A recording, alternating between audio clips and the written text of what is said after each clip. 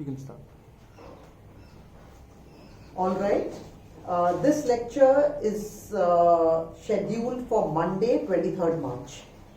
We continue with where we had left in the last lecture, where we had talked about the objectives of the central banker or the monetary policy. And we had seen that the objective of the central banker is to obtain an optimal rate of inflation, which is a low but positive rate of inflation, as well as to stabilize output in the short run.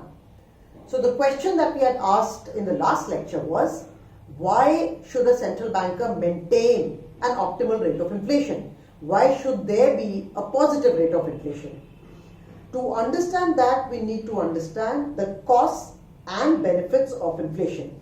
A lot of it, what we will be covering today, is something which you should have done in second semester. So let's look at the costs of inflation. And after the lecture, I will also be I'll also be sending the copy of handwritten notes to supplement the lecture. So let's look at the cost of inflation. If you look at the cost of inflation, something that you're familiar with, the first cost of inflation which you should be familiar with are shoe leather costs. Now, shoe leather costs basically refers literally to the wearing of shoes, because a person is going to the bank and withdrawing money in order to hold the money. So higher the inflation, larger are the number of trips to the bank, greater the shoe leather cost. In medium run, higher inflation implies high rate of interest, which means high opportunity cost of keeping money, which means the trips to the bank would be larger and shoe leather costs would be higher. You should also go back to the theory of inventory approach to money demand. So that also tells you how higher inflation and higher rate of interest implies that people would, higher rate of interest would imply that people would basically hold lesser money, which means the trips to the banks would increase in case of high inflation. Now these costs are particularly problematic in situations of hyperinflation. And traditionally, hyperinflation is a situation in which is defined in the following way, that it's a situation where inflation rates rise above 50% per month. Then we have tax distortions. This essentially means that because the taxes are not indexed to inflation, taxes are normally, the tax laws of any country are such that taxes are levied on the nominal values, but the capital gains or the return on assets to an individual comes in the form of real values. There is a distortion that happens. Let me take an example. First, let's look at the capital gains tax. Suppose I have a house which has cost me 100 rupees, 100 crores or 100 rupees, 100 units. Now, I sell this house next year. By next year, inflation is 10% and the value of house rises to 110. So PH0 is 100, PH1 is 110. In real terms, I have not gained anything by selling the house, but as far as the tax law is concerned, tax law would consider my capital gains to be equal to 110 minus 100, which is 10, and therefore I would be liable to pay a tax. So this is the first example of distortion that happens on account of capital gains tax. Second, let's look at a tax on a return from an asset. Now, the return from an asset to an individual should be measured in terms of the real rate of return, but the tax is imposed on the nominal rate of return. So this again creates a distortion. Number 3, The third way in which tax distortions can happen is that what is called in literature as a bracket creep, which means suppose there is progressive tax rate in an economy and there is a person who comes in the income bracket where he or she is supposed to pay 10% taxes. Now, because of rising inflation, this person's income becomes 15,000. Although there is no change in his or her real income, in terms of, for tax purposes, his income would be considered 15,000, and suppose for 15,000 there is a higher tax rate, say 12%. So this person has crept up to a higher tax bracket. So this again is an example of distortion created on account of inflation. Then the third cost of inflation is what can be explained in terms of money illusion. Money illusion, as you know, happens when people cannot really see the actual or the real change in the values. So for example, my wages rise and my prices rise. Both wages and price were to rise by 10% each. In real terms, my real wage has not changed. Although my real wage has not changed, suppose I, the individual, only see a change in money wage because that's closer to me, and I can't see the change in price, I would feel that my real wages have increased. And if I feel that my real wages have increased, I may increase my labor supply. Or, so this is an example in terms of labor supply. Another example of money illusion could be if a person has to take a decision about how much to consume and how much to save. So what should matter to the person is the real rate of interest. But because of inflation, suppose the nominal rate of interest rises and the person suffers from money illusion, this individual will not be able to assess what the real rate of interest is, and hence will not be able to make a correct decision about the choice between consumption today and consumption tomorrow. In other words, money illusion creates systematic mistakes in assessing nominal versus real changes. The fourth cost of inflation is in terms of inflation variability. So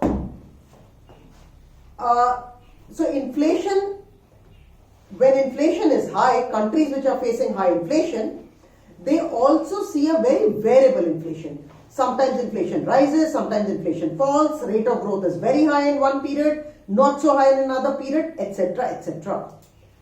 Now, financial assets whose returns are denominated in nominal terms, these assets would become riskier because of very high inflation variability.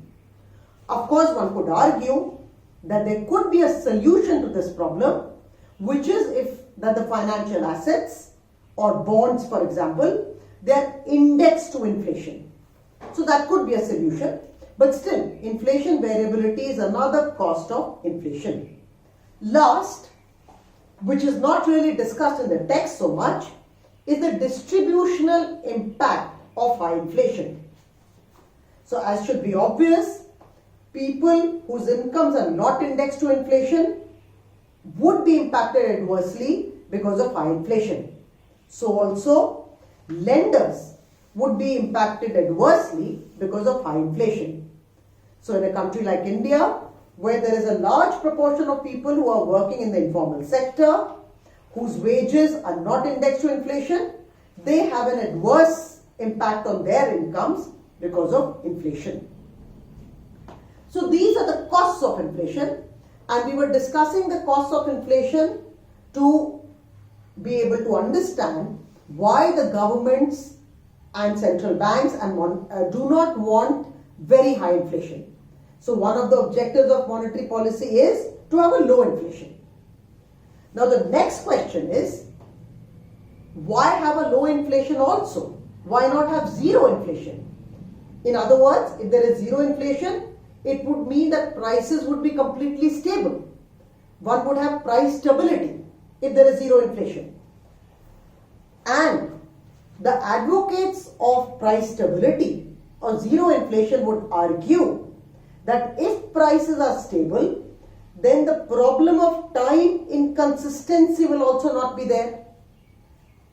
Recall that we had discussed time inconsistency while discussing chapter 24 of Blanchard, where we had seen that when a policymaker is incentivized to deviate from an announced policy, then that gives rise to the problem of time inconsistency.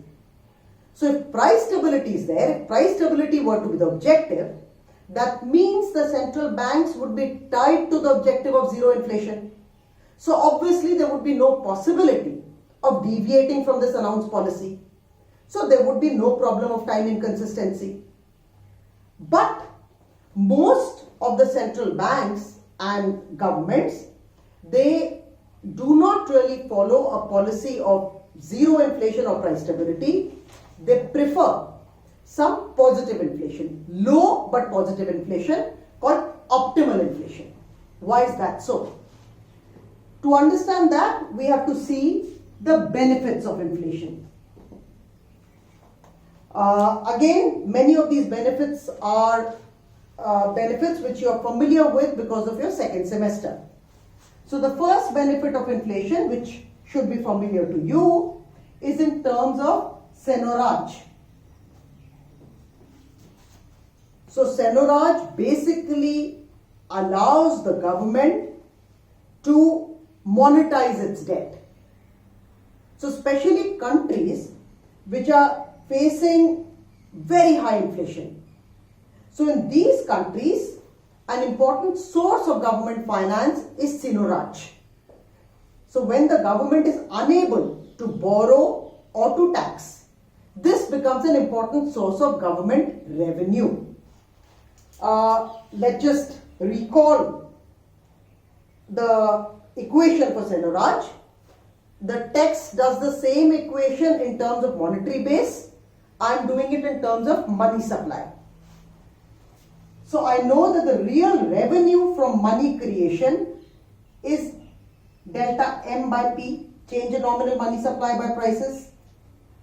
So in other words, seigniorage is equal to delta M by P.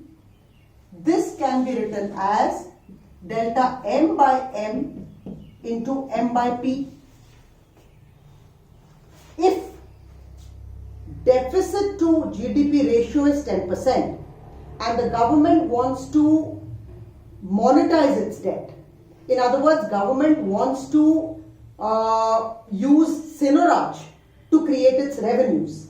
So that means the government would want seigniorage to GDP to be 10% also.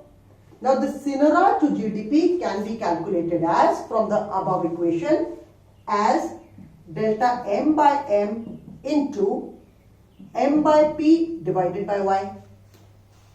In other words, the government can decide how much of money growth does it want given the real money supply by output ratio in order to provide revenues equal to S by Y. So this is the first benefit of seigniorage. The first benefit of inflation. The second benefit of inflation is the possibility of using negative interest rates. What does this mean? What matters for spending, what matters for aggregate demand is the real rate of interest. Recall that real rate of interest is equal to I minus pi E. In the medium run, pi E is equal to pi. So I can write R as I minus pi in the medium run. Now, let's consider two economies. Both economies, there is an economy A and an economy B. Both economies have the natural rate of interest as 2%. Remember, this is the real rate of interest in the medium run.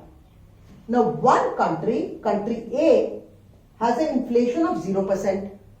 Country B has an inflation of 4%. So that means in country A, nominal rate of interest will be inflation plus Rn, which is 2. In country B, nominal rate of interest will be 6%.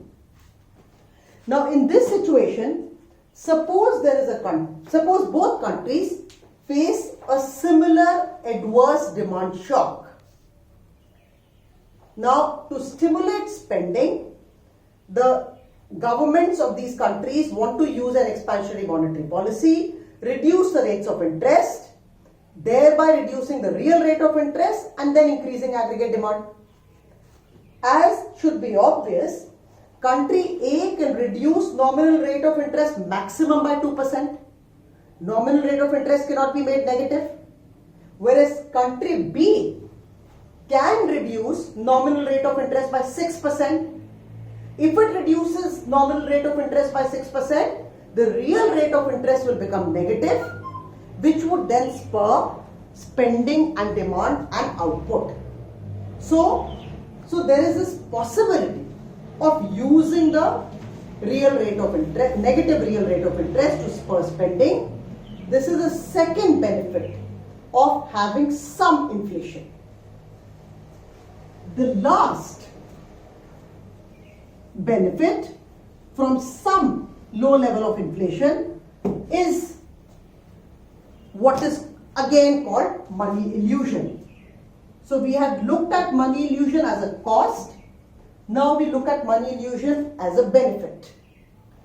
So money illusion means where people cannot recognize the changes in the nominal values of all variables.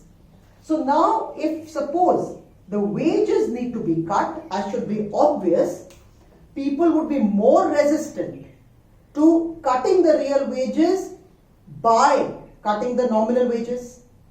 However, if inflation is raised, again the result would be the same. The real wages would fall, but people would be less resistant to this. So this is yet another benefit of inflation. So finally we conclude by saying that most central banks prefer their objective to be a low but positive inflation rate or to maintain an optimal inflation rate.